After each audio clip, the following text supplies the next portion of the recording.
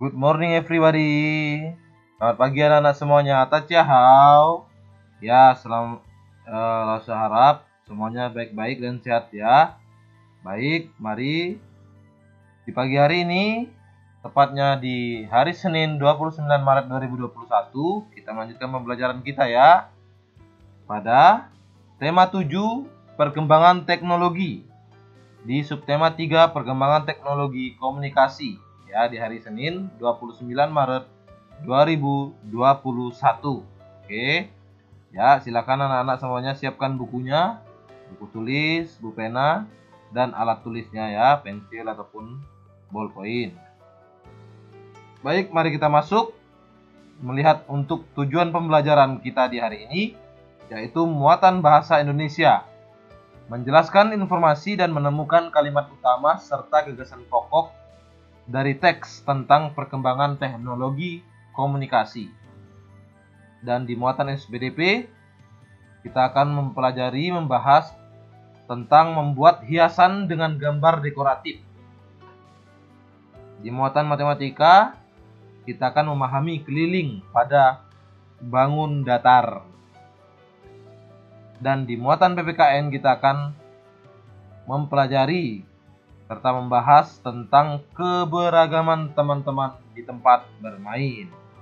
Baik, mari kita lanjut di pembelajaran kita hari ini, yaitu pembelajaran yang kedua yang dimulai dengan muatan bahasa Indonesia. KD 3.6 dan 4.6. Ya. Mari buka bukunya anak-anak ya di buku pena 3D halaman 57.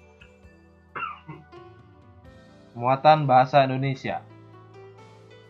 Menjelaskan informasi dari teks tentang perkembangan teknologi komunikasi. Sungguh kita telah mengetahui bahwasanya informasi itu dapat kita dapatkan dari teks ya, dari sebuah teks. Bisa kita baca dari sebuah teks ataupun dari radio maupun televisi ya. Yang dimana juga kita pun bisa mendapatkan itu dengan cara melakukan permainan dengan teman. Informasi dalam bermain juga kita bisa mendapatkannya. Misalnya dengan permainan melengkapi kalimat rumpang. Ya, itu kita pun akan tetap belajar, saling belajar ya. Menemukan kalimat. Iya. Dan di samping itu, kata-kata yang belum kita ketahui pun bisa kita temukan artinya di Kamus Besar Bahasa Indonesia atau disingkat KBBI. Ya, kita masuk pada ayo berlatih ya. Di halaman 57. Di sini akan langsung coba baca ya. Kentungan sebagai alat komunikasi tradisional. Kentungan merupakan salah satu alat komunikasi tradisional. Awalnya, kentungan berfungsi sebagai alat komunikasi dari Tiongkok. Mereka menggunakannya pada upacara ritual keagamaan. Kentungan sudah dikenal di Indonesia sejak zaman dahulu. Kentungan sudah ada di Nusantara sejak masa Kerajaan Majapahit. Saat itu, kentungan digunakan sebagai alat penanda azan, penanda bahaya, atau sekadar alarm. Seiring perkembangan teknologi komunikasi, kini kentungan sudah jarang digunakan. Hal ini karena suara kentungan dianggap tidak cukup keras, sehingga masyarakat beralih menggunakan pengeras suara yang lebih modern. Walaupun demikian, kentungan tidak benar-benar punah. Beberapa daerah di Indonesia masih menggunakan kentungan sebagai alat komunikasi. Ya, betul ya. Tentunya anak-anak semuanya tahu ya apa itu kentungan. Kentungan itu adalah semacam alat yang terbuat dari bambu yang boleh atau bisa dipukul sehingga mengeluarkan bunyi ya, bunyi atau suara. Kemudian di sini kita diminta untuk mencari kosakata yang bercetak miring. Setelah kita mencari, marilah kita cari dan temukan artinya. Di situ ada ya kosakata yang bercetak miring ya. Apa itu? Panlose coba beri warna ya. Tradisional itu ya. Kemudian apa lagi? Benar, komunikasi ini bercetak miring. Apalagi ayo, kita baca. Iya, betul, alarm. Ada lagi anak-anak? Iya, benar sekali, teknologi. Teknologi ya. Sudah ya, ada 4 kosakata. Oh iya, ada lagi, betul. Dan modern. Jadi, tugas kita adalah mencari arti dari kosakata yang telah kita berikan warna ini ya. Mari kita mencarinya. Menemukan artinya. Yang pertama tadi apa? Mari kita tulis ya. Tradisional. Adakah anak-anak yang mengetahui arti tradisional? Iya, betul. Sikap dan cara berpikir serta bertindak yang selalu berpegang teguh pada norma dan adat kebiasaan yang ada secara turun-temurun. Itu arti atau makna dari kata tradisional.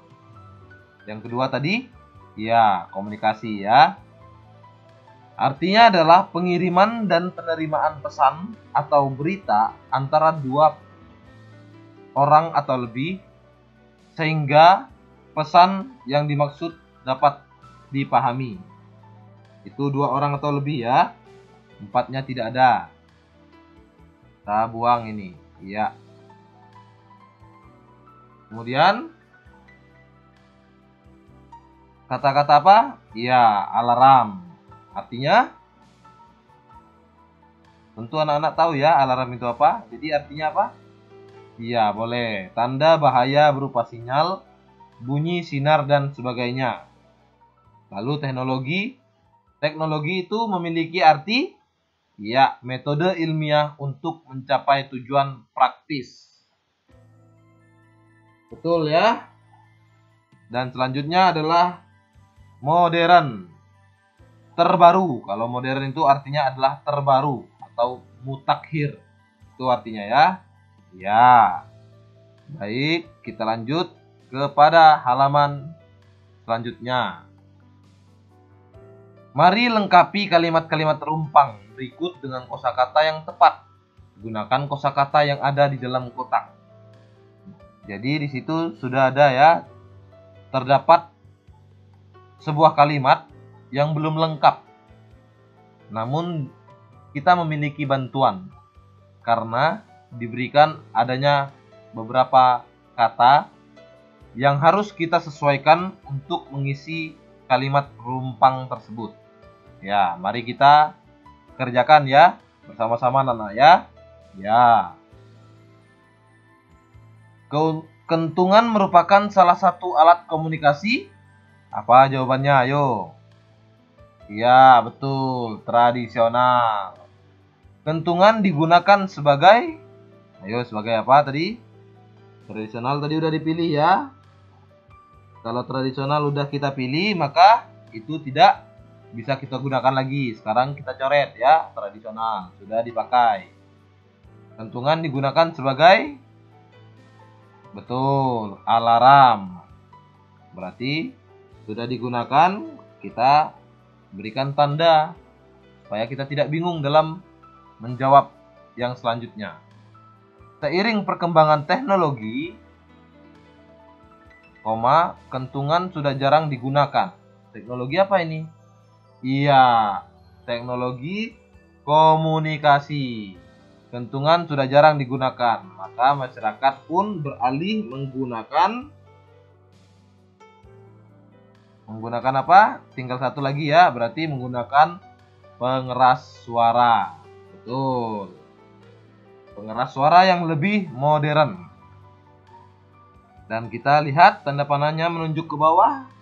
Berarti ya, kita masuk kepada lembaran berikutnya, yaitu di halaman 60, masih di muatan bahasa Indonesia KD 3.6 dan 4.6. Menemukan kalimat utama dari teks tentang perkembangan teknologi komunikasi.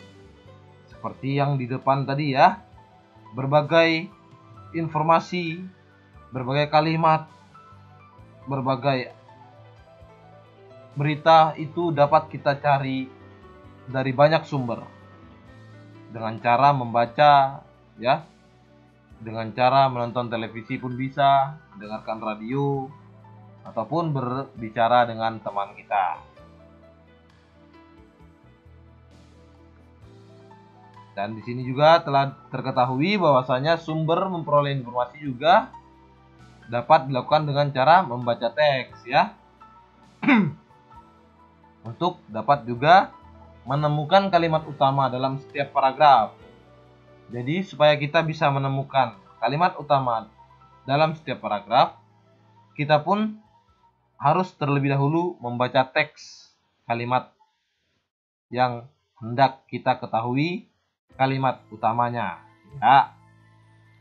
Setelah itu kita pun bisa menyajikan kalimat utama yang telah kita dapatkan itu ke dalam bentuk ke dalam bentuk peta pikiran ya. Ingat peta pikiran ya, tentunya anak-anak masih ingat ya peta pikiran itu seperti apa. Mari kita untuk mengetahui lebih lanjut, kita buka halaman 60 Bu Pena 3D. Mari kita berlatih. Di sini Lause tunjukkan sebuah cerita yang berjudul Alat Komunikasi Masa Kini. Radio, televisi, telepon genggam. Ini akan Lause coba baca ya. Ya, mari kita mendengarkan dengan baik-baik dan memahami isi dari cerita yang akan Lause bacakan ini. Pada zaman dahulu, manusia menggunakan berbagai macam alat yang ada di sekitar untuk berkomunikasi jarak jauh. Contohnya asap dan kentungan. Seiring perkembangan zaman dan ilmu pengetahuan, manusia mulai melakukan percobaan-percobaan yang menghasilkan berbagai penemuan. Penemuan-penemuan itulah yang kita gunakan sampai saat ini. Salah satunya adalah penemuan dalam bidang teknologi komunikasi. Dalam bidang teknologi komunikasi, alat komunikasi yang kita gunakan saat ini sudah lebih modern dibandingkan puluhan tahun sebelumnya. Perkembangan alat komunikasi modern diawali dengan adanya radio. Radio memungkinkan manusia untuk menerima informasi berupa suara dalam bentuk gelombang elektromagnetik. Karena radio hanya menyampaikan informasi dalam bentuk suara, manusia kemudian menemukan televisi. Televisi merupakan alat komunikasi yang lengkap karena dapat menyiarkan suara dan gambar sekaligus. Kini, televisi tidak hanya menjadi alat komunikasi, tetapi juga sebagai media hiburan. Setelah itu, barulah kemudian perkembangan teknologi komunikasi menciptakan telepon rumah dan telepon genggam. Ya, jadi seperti itu ya. Sudah Lause baca kalimat tentang alat komunikasi masa kini. Saatnya kita masuk kepada persoalan yang hendak kita jawab. Jadi kita bisa lebih paham. Ada soalnya di bawah ya. Tentukan kalimat utama dari setiap paragraf pada teks. Buatlah peta pikiran yang menjelaskan tentang informasi dari teks. Berarti kita tugasnya mencari kalimat utama dari setiap paragraf. Lalu kita membuat peta pikiran. Caranya bagaimana? Tentu anak-anak masih ingat. Mari kita lakukan. Pertama kita tulis alat komunikasi masa kini. Itu adalah judulnya yang dimana menjadi pusat atau inti dari cerita ya. Alat komunikasi masa kini. Lalu di situ ada kalimat utama paragraf pertama. Seperti inilah kita langsung membuat peta pikirannya ya. Mari kita lihat. Apakah kalimat utama paragraf pertama? Ya, betul. Dari awal paragraf pertama ya. Berarti kalimat utama paragraf pertama adalah pada zaman dahulu manusia menggunakan berbagai alat yang ada di sekitar untuk berkomunikasi jarak jauh. Ya, kita tulis. Setelah itu kita disuruh untuk mencari kalimat utama paragraf kedua. Apa kalimat utama paragraf keduanya, anak-anak? Ayo dibaca lagi. Apa? Ayo. Iya, betul. Di awal paragraf ya. Dalam bidang teknologi komunikasi, alat komunikasi yang kita gunakan saat ini sudah lebih modern dibandingkan puluhan tahun sebelumnya. Itu ya. Betul. Sekarang kita masuk pada kalimat utama paragraf ketiga. Ayo apa? Kita baca dulu secara keseluruhan. Kita baca secara keseluruhan paragraf ketiga ini. Apakah kalimat utamanya dari paragraf ketiga yang Lause lingkari? Apa? Iya, benar sekali. Karena radio hanya menyampaikan informasi dalam bentuk suara. Manusia kemudian menemukan televisi. Ya, itulah kalimat utama paragraf ketiga. Jadi, kita pun telah mengetahui kalimat utama dari tiap-tiap paragraf. Dan kita pun telah membuat sebuah peta pikiran yang menjelaskan tentang informasi dari teks tersebut. Dan inilah yang dinamakan peta pikiran ya. Yang kita buat inilah namanya peta pikiran yang Lause lingkari sekarang ya. Ini namanya adalah peta pikiran.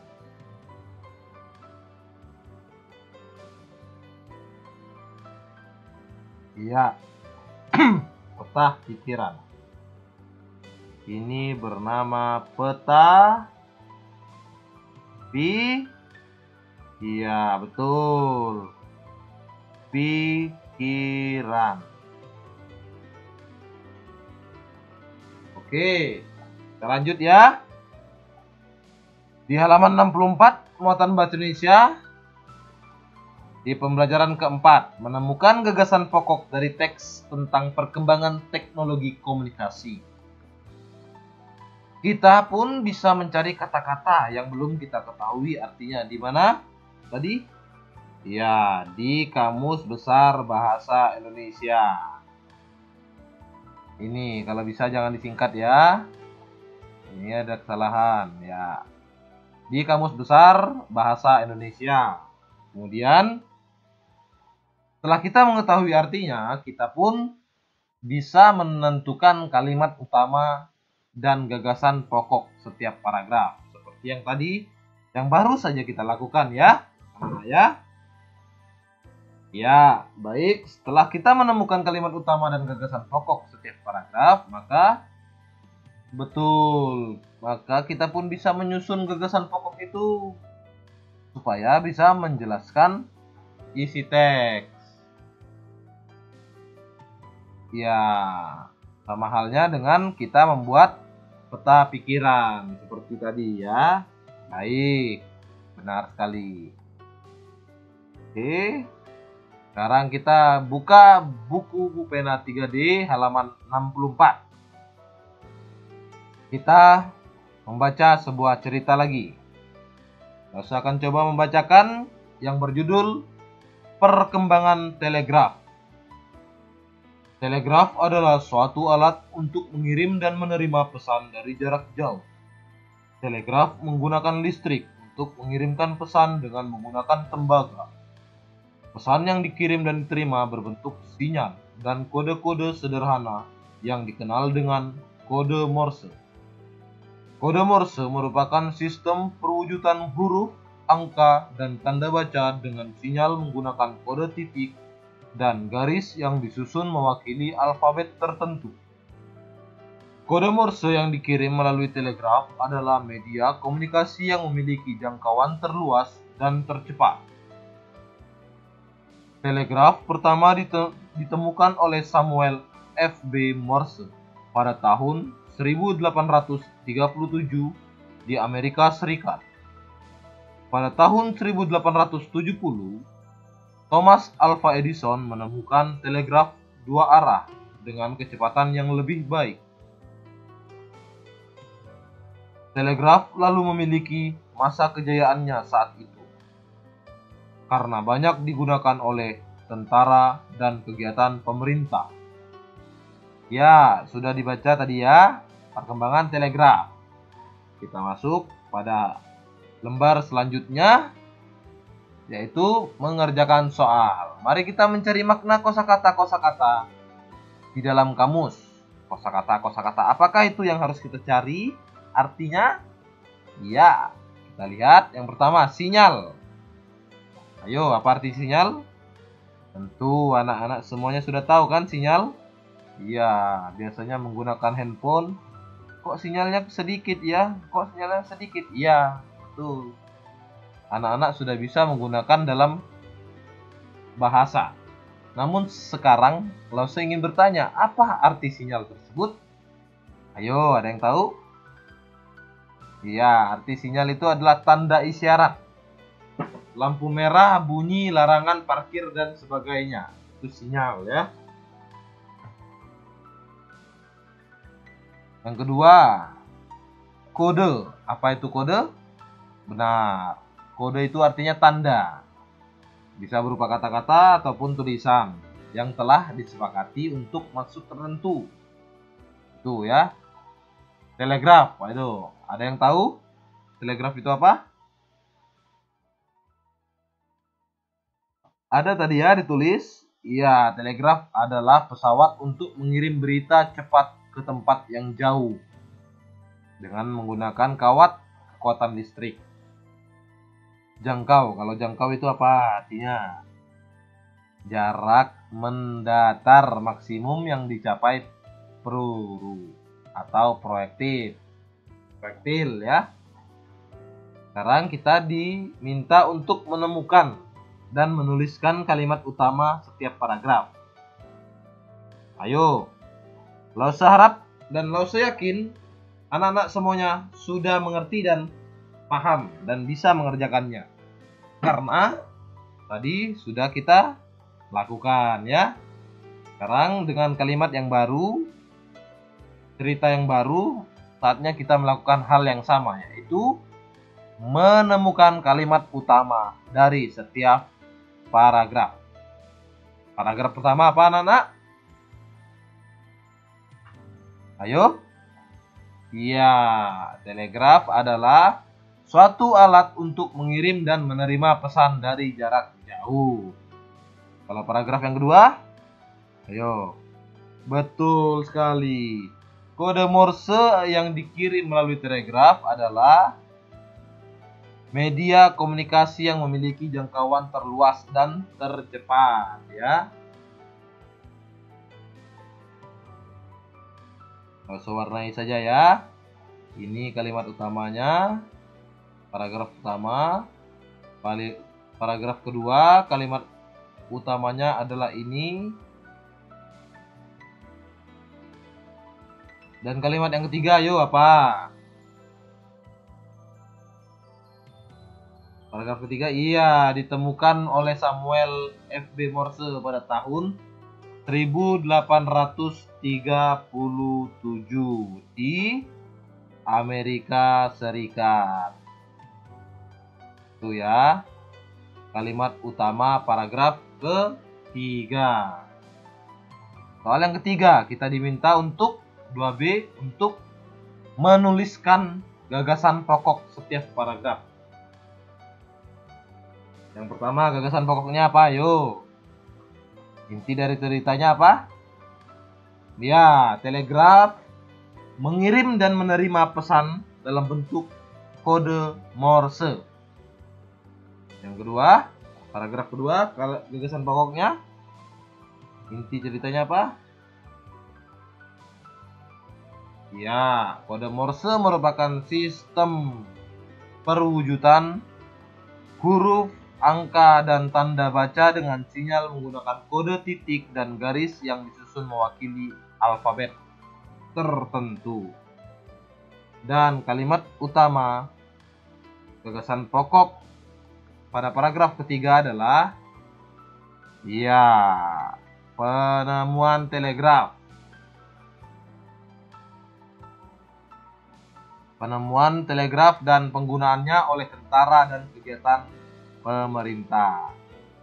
Ini gagasan pokok ya, gagasan pokok.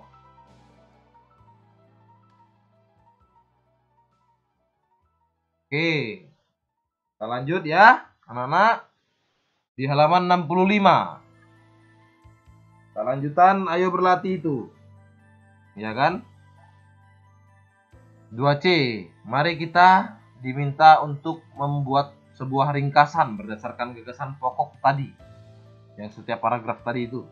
Mari kita membuat ringkasan. Meringkas atau membuat cerita. Ya, kalau menurut Lause seperti ini gagasan pokok yang diringkas. Telegraf adalah suatu alat untuk mengirim dan menerima pesan dari jarak jauh dalam bentuk kode Morse. Kode Morse merupakan sistem perwujudan huruf, angka, dan tanda baca dengan sinyal menggunakan kode titik dan garis yang disusun mewakili alfabet tertentu. Telegraf pertama ditemukan oleh Samuel F.B. Morse pada tahun 1837 di Amerika Serikat. Pada tahun 1870, Thomas Alva Edison menemukan telegraf dua arah dengan kecepatan yang lebih baik. Telegraf lalu memiliki masa kejayaannya saat itu, karena banyak digunakan oleh tentara dan kegiatan pemerintah. Jadi seperti itu ringkasan yang Lause buat ya, berdasarkan gagasan pokok dari keseluruhan paragraf. Oke, kita masuk pada muatan SBDP. KD 3.1 dan 4.1. Silakan buka bukunya anak-anak di halaman 61, Pupena 3D. Membuat hiasan dengan gambar dekoratif. Unsur-unsur rupa pada karya dekoratif itu biasanya dituangkan pada media dua dimensi dalam bentuk gambar. Dan itu pun disusun secara berulang-ulang sehingga menjadi sebuah pola. Pola itu juga berbentuk bisa disebut sebagai hiasan ya. Selain itu, di dalam gambar dekoratif ini terdapat dua pola. Pola pertama apa? Ya, pola pertama itu pola sederhana. Dan pola yang kedua adalah pola rumit. Pola sederhana dan pola rumit dalam gambar dekoratif ya. Ya. Pola sederhana disebut juga dengan pola dasar. Pola sederhana dibentuk dari kombinasi apa kemarin di saat kita ngezoom? Iya. Unsur rupa seperti apa? Garis dan bidang. Dan pola rumit merupakan pola baru yang bukan lagi pola sederhana. Pola rumit ini adalah pola yang baru yang bukan merupakan pola sederhana. Baik. Pola sederhana. Ada pola sederhana dan juga ada pola apa tadi? Ya, pola rumit. Di sini Lause akan memberikan gambar berbagai macam pola. Dan di sini Lause nanti akan bertanya kepada anak-anak semuanya, yang mana yang termasuk pola sederhana dan yang mana termasuk pola rumit. Sudah muncul satu pola ya. Dua pola. Lagi. Ya. Ya. Jadi, manakah pola sederhana? Adakah anak-anak yang tahu? Sebelah kiri atau sebelah kanan? Iya, yang gambar yang 3 pola ya, itu namanya pola sederhana. Dan sebelahnya lagi adalah pola rumit. Oke. Oke, baik. Sekarang kita masuk pada muatan matematika. KD 3.10 dan 4.10.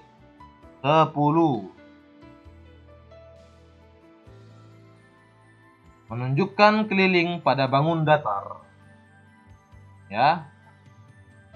Kita harus ingat kembali tentang keliling bangun datar ya. Jadi kita menghitung bagian luar atau garis tepi bagian luar dari sebuah bangun datar. Itu namanya menghitung keliling bangun datar.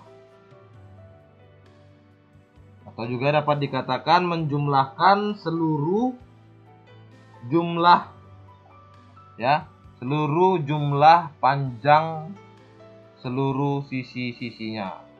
Bisa juga menjumlahkan panjang seluruh sisi-sisinya. Itu untuk menghitung keliling bangun datar. Sekarang Lausa akan memberikan contoh gambar dan kelilingnya pada bangun datar yang akan Lausa sampaikan. Ya, di situ terdapat bangun datar apa anak-anak? PQR. Dia memiliki sudut P, sudut Q atau dibaca Q dan R. Itu bangun datar apa? Ya, betul. Bangun datar segitiga sama kaki. Berarti kelilingnya bagaimana? Cara menghitungnya? Iya, bagaimana? Benar. Keliling segitiga adalah jumlah panjang sisi PQ ditambah QR dan ditambah PR ya. Itu menghitung keliling. Ini panjang ini ditambah panjang ini dan ditambah panjang ini. Itu namanya keliling ya. Keliling bangun datar segitiga sama kaki. Sekarang itu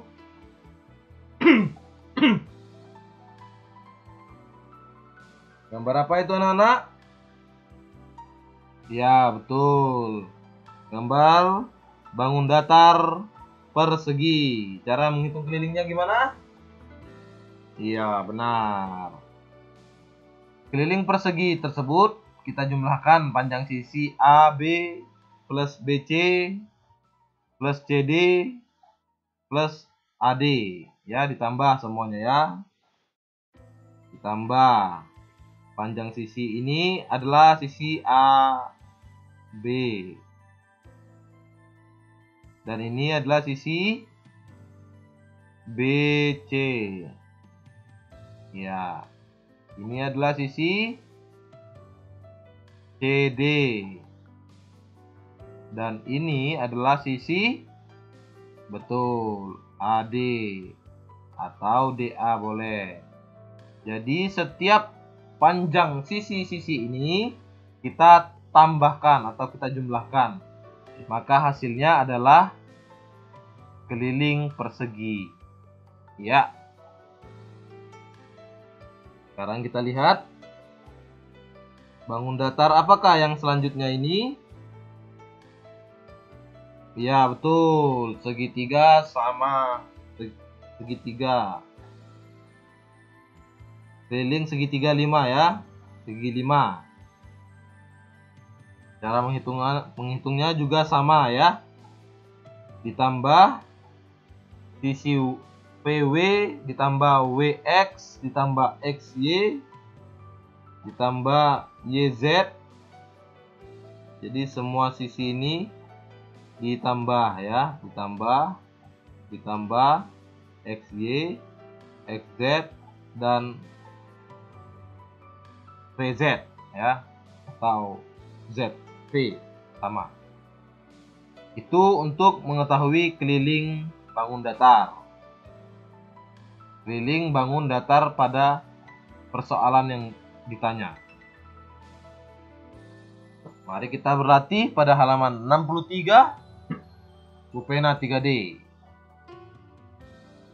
Tebalkan keliling dari setiap bangun datar berikut. Lause akan berikan sebuah gambar bangun datar. Tugas kita menebalkan mana yang termasuk keliling bangun datar tersebut. Yang A. Yo, mana bangun datarnya? Mari kita tebalkan. Ya, betul. Yang warna merah itu ya. Ini adalah kelilingnya. Jadi nggak usah langsung tebalkan lagi ya, karena sudah ada warna merah. Langsung tebalkan di luar aja. Oke. Sekarang yang B. Benar, yang bergaris merah itu ya. Itu adalah kelilingnya. Langsung warnakan dengan kuning saja. Ya, ini adalah kelilingnya ya. Dan ini juga ini keliling bangun datar yang berada pada soal. Kalau yang lingkaran ini, manakah kelilingnya?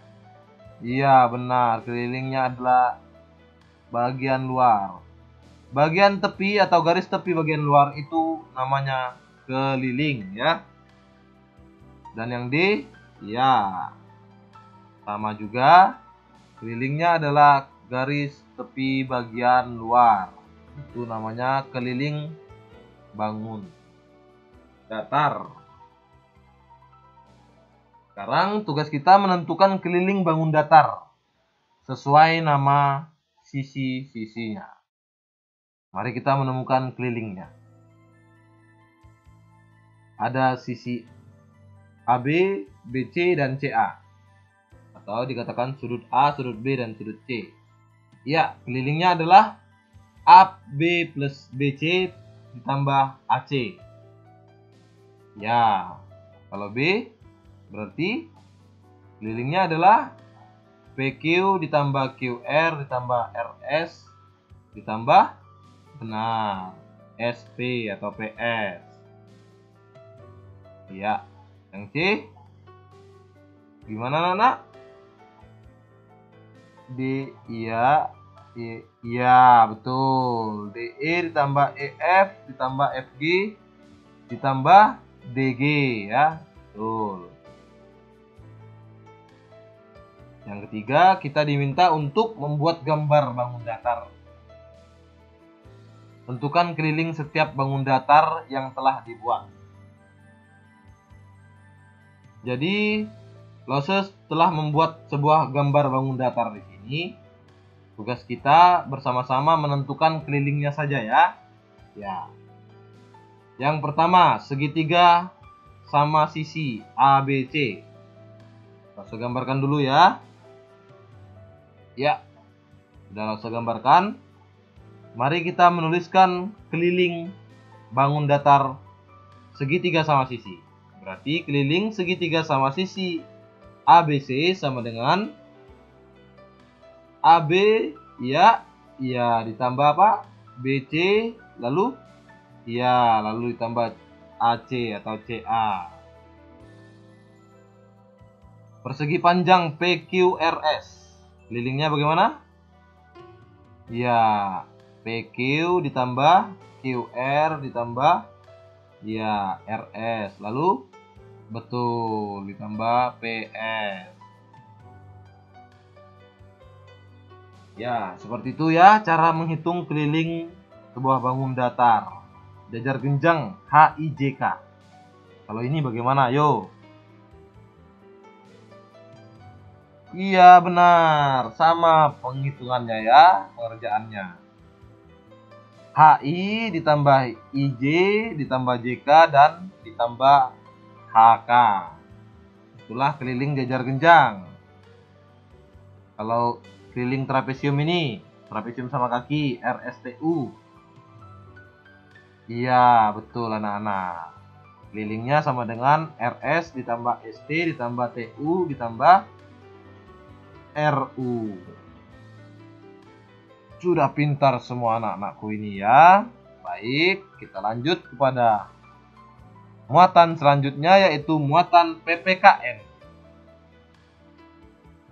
KD 3.3 dan 4.3. Oke. Di halaman 58, keberagaman teman-teman di tempat bermain. Dedi dan Made sedang bermain bola ya, sedang bermain mobil-mobilan itu. Mereka sangat rukun sekali kalau bermain bersama, walaupun sebenarnya mereka memiliki suku yang berbeda. Namun kita harus ketahui bahwasanya keberagaman suku bangsa di Indonesia itu adalah kekayaan bangsa kita, yang dimana kita pun harus melestarikannya. Keberagaman suku di bangsa Indonesia itu sangat berarti. Oleh karena itulah kita memiliki semboyan Pancasila. Apa? Iya, Bhinneka Tunggal Ika. Walaupun berbeda-beda, kita harus tetap satu, dua. Ini contoh keberagaman suku bangsa di Indonesia ya. Banyak sekali macam sukunya. Dan mari kita berlatih pada halaman 59, buku pena 3D. Kita diminta untuk menuliskan 5 suku bangsa di Indonesia beserta daerah asalnya. Tapi di sini Lause menuliskan lebih daripada 5. Suku Jawa. Itu daerah asalnya dari mana? Iya, dari Jawa Tengah, Jawa Timur ya. Itu suku Jawa. Ini Lause coret bukan arti kata ya, melainkan daerah asal. Saya tulis ya. Ada kesalahan penulisan nih, pengetikan ini. Daerah asal atau asal daerah. Boleh saja. Ya. Yang kedua, suku Asmat itu asal daerah dari mana? Daerah asalnya? Iya, ada yang tahu? Betul, Papua. Kalau suku Baduy? Iya, itu dari Banten. Kalau suku Betawi, tentu anak-anak tahu ya, pernah dengar ya. Suku Betawi itu dari mana? Iya, dari DKI Jakarta. Suku Batak Toba, pasti tahu dong. Iya, Sumatera Utara. Bila suku Aceh, dari mana?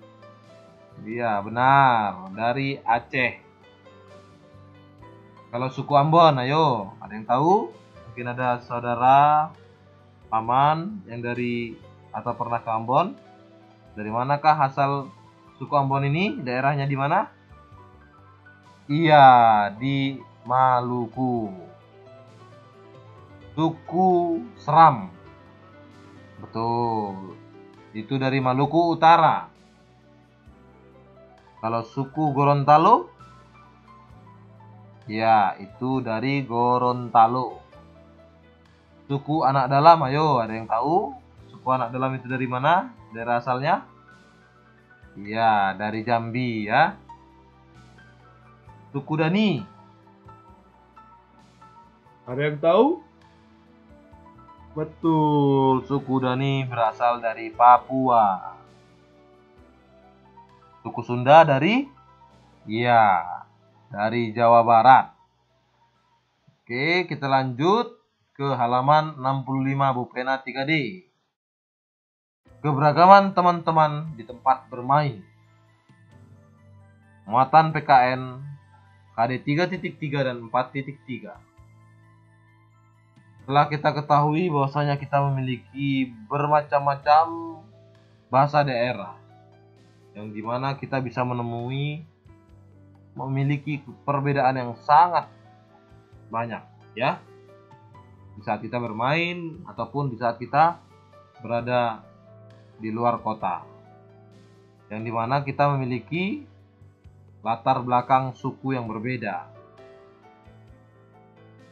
Walaupun berbeda, kita pun harus tetap Benar, harus tetap menghormati, menghargai, dan tetap menjaga kerukunan. Seperti apa tadi? Iya, seperti semboyan kita. Bhinneka Tunggal Ika. Baik.